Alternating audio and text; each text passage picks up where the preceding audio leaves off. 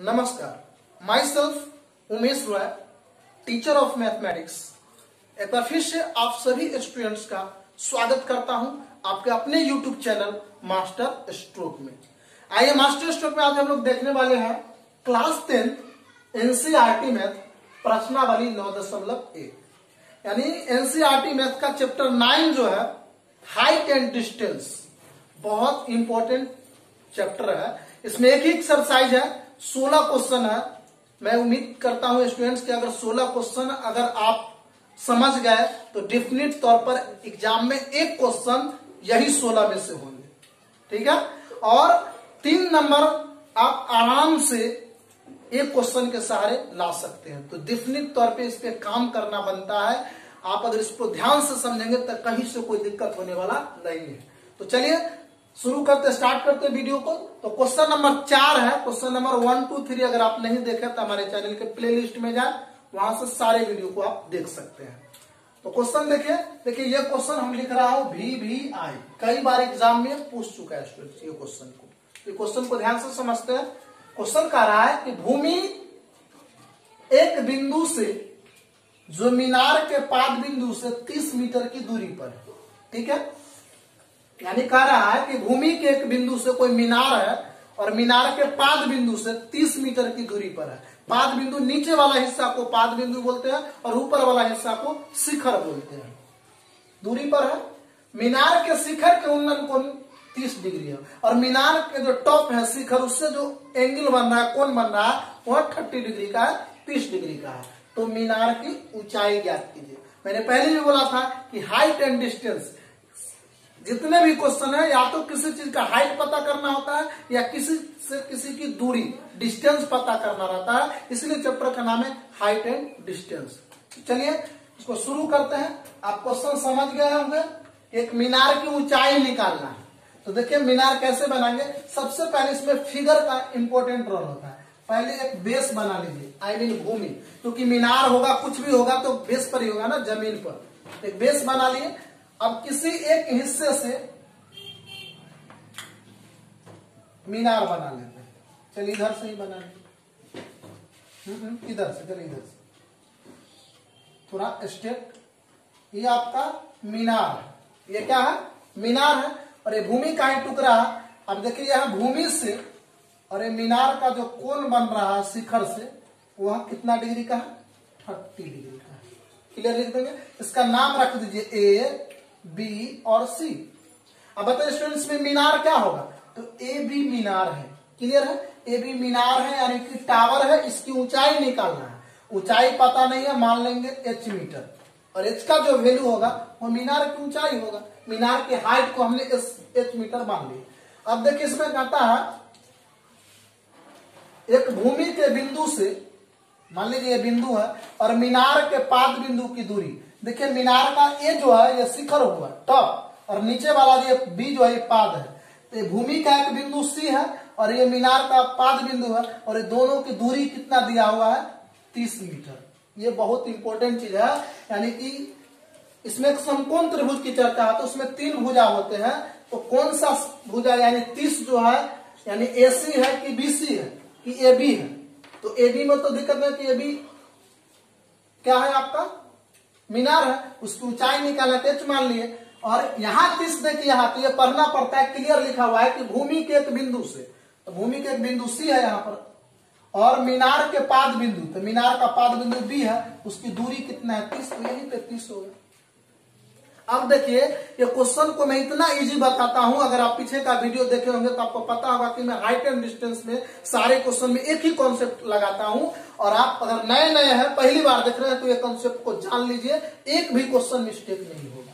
क्या कि हर सवाल में जितना भी सवाल हो, एक आपको फाइंड करना है यानी निकालना है, और दूसरा एक गिवन रहता है डिफिनिट। हर क्वेश्चन में एक दिया हुआ रहेगा और एक निकालना है। बस वही दोनों भुजा से मतलब है, तीसरी भुजा से कोई मतलब नहीं है। कभी ये दिया हुआ रहेगा, ये दिया रहा होगा, तो ये दोनों से मतलब रखेंगे, इससे नहीं।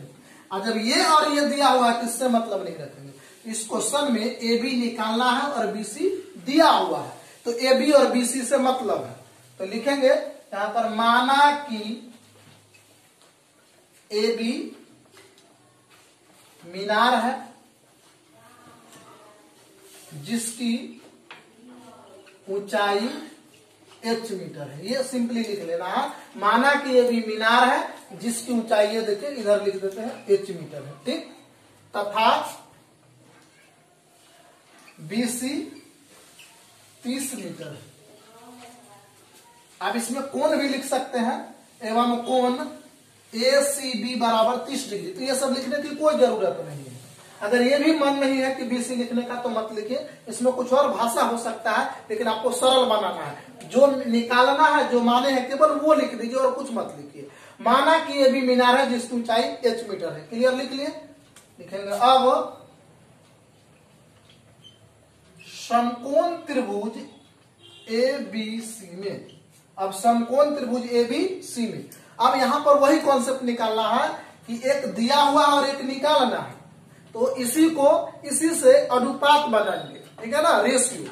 लेकिन मैं स्पेशली काम करता हूं हर क्वेश्चन में, जो निकालना है उसको अंश में रखते, ऊपर में, जो दिया हुआ है उसको नीचे, हर में। एक बार फिर से रिपीट कर रहा हूं, जो निकालना है उसको रखेंगे अंश में। जैसे यहां देखिए AB निकालना है तो AB, दिया हुआ क्या चीज है BC, तो AB बटा BC। इस चीज को समझिए, जब भी क्वेश्चन में जो निकालना है उसको ऊपर और जो मालूम है उसको नीचे। इससे क्या होता है कि क्वेश्चन बहुत इजी रहता है। अगर इसको सोल्व करना है तो इधर जो बाई में रहता है इधर आने से इनटू हो जाता है। लेकिन एक और चीज, अगर BC को ऊपर रख दे और AB को नीचे तो भी कोई फर्क नहीं पड़ेगा, तो भी क्वेश्चन बनेगा और आंसर मिलेगा। तो एज यू लाइक, लेकिन इजी के लिए अंश को ऊपर, हर को नीचे रखे। सॉरी, जो निकालना है उसको अंश में और जो दिया हुआ उसको हर में रखे।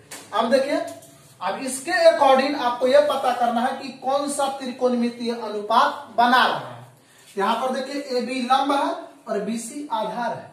AB लंब है और BC आधार है, तो लंब बटा आधार लिखा हुआ है, तो लंब बटा आधार का फॉर्मूला क्या होता है, 10 होता है। तो 10 लिख देंगे, तो यहां पर 30 डिग्री। क्लियर है। अगर यदि आप यही लिखते BC बटा AB, यानी आधार को ऊपर और लंब को नीचे, तो यहां पे ये बदल जाता है, ये कॉट हो जाता है। क्योंकि आधार बटा लंब करेंगे तो कॉट, लेकिन हमने लिया है लंब बटा आधार, इसके अकॉर्डिंग क्या हो जाएगा 10। मैं वीडियो पर बहुत टाइम दे रहा हूं स्टूडेंट्स एक क्वेश्चन पे, ताकि आपको समझ में आ जाए। देखिए समकोण त्रिभुज की 3 भुजाएं, ये लंब, ये आधार और ये बड़ा वाला भुजा कर्ण।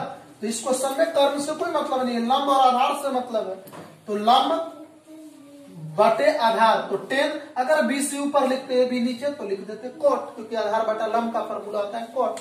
तो चलिए, अर्थात अब इसको बनाते हैं। AB कितना दिया हुआ है H, यहाँ पर क्या डालेंगे H डालेंगे।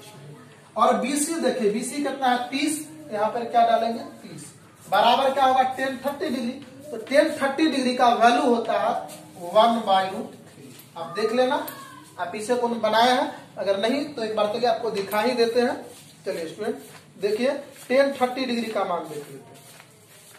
यहां पर देखिए 10 30 डिग्री का वैल्यू, यहां पर देखिए 10 और 30, तो 10 30 डिग्री का वैल्यू होता है 1/√3। इसको 1/√3 यहां पर लिख दिए, ठीक है ना, 10 30 का वैल्यू। अब इसको सोल्व करना है, या H बराबर होगा 1/√3 और इधर भाग है तो इधर आकर क्या होगा गुना। इसीलिए हम बोले थे कि बाई में लिखना है, इधर डिवाइड है तो इधर आकर इनटू हो जाता है। तो या H बराबर अगर 1 से 30 को गुना करें तो 30 ही होगा। चलिए आपसे हम पूछे 30 को हम लिख सकते हैं 10 गुने 3, 10 तिया 30। फिर कहेंगे कि सर ऐसा क्यों, क्योंकि मुझे बाई में क्या है √3 है और 3 को √3 से डिवाइड करने में इजी होता है। तो देखिए यहाँ पर 30 है 30, तो 30 को 10 गुने 30, 10 के 30, अब बटा में √3। अब 3 में √3 से डिवाइड करेंगे तो क्या आ जाएगा √3 हो जाएगा। नहीं समझे, देखिए अगर 3 में √3 से डिवाइड करेंगे तो कैसे √3 आएगा, इसको समझ लीजिए। 3 को आप लिख सकते हैं √3 इंटू √3, क्योंकि √3 और √3 को गुना करेंगे तो क्या हो जाएगा 3, यानी √9, और 9 का वर्गमूल क्या होता है 3, और बटे में क्या है √3, तो ये से ये क्या हो कट गया तो बच गया क्या √3। इसीलिए यहाँ पे क्या लिखते हैं √3 लिखते हैं। क्लियर है स्टूडेंट। तो चलिए अब यहाँ पे कट गया, इसीलिए H बराबर 10 को √3 से गुना करेंगे, यानी 10 गुने √3 बराबर 10 √3। बन गया। हमने ऊंचाई निकालना था, मीनार की ऊंचाई को क्या माने थे h, और h का वैल्यू क्या निकला 10√3, और मीटर में है तो यहाँ पर मीटर, अतः लिख दीजिए, अतः मीनार की ऊंचाई h बराबर 10√3 मीटर, आपका क्या हो गया आंसर हो गया। मैं उम्मीद करता हूं कि आपको अच्छी तरीके से ये क्वेश्चन समझ में आ गया होगा, ठीक है ना। चलिए स्टूडेंट्स, यदि आप नए नए हमारे चैनल पर आए हैं, पहली बार हमारे चैनल पर आए हैं, तो हमारे चैनल को सब्सक्राइब कर लीजिए, साथ ही बेल आइकन को भी प्रेस कर लीजिए, ताकि जब भी मैं वीडियो अपलोड करूं तो उसका नोटिफिकेशन आपको मिलता रहे, ठीक है ना। अब क्या है स्टूडेंट्स, ये चैनल की विशेषता है, मैं इस चैनल के माध्यम से आपको आने वाले बोर्ड एग्जाम का सारे objective question, subjective question, board model question और बहुत सारे ऐसे टिप्स देने वाला हूं, जिसके तहत आप मैथ्स में अच्छा स्कोर करेंगे, अच्छा मार्क्स लेंगे। चलिए, तो तब तक जुड़े रहिए मास्टर स्ट्रोक के साथ, फिर मिलते हैं नेक्स्ट वीडियो में। नमस्कार।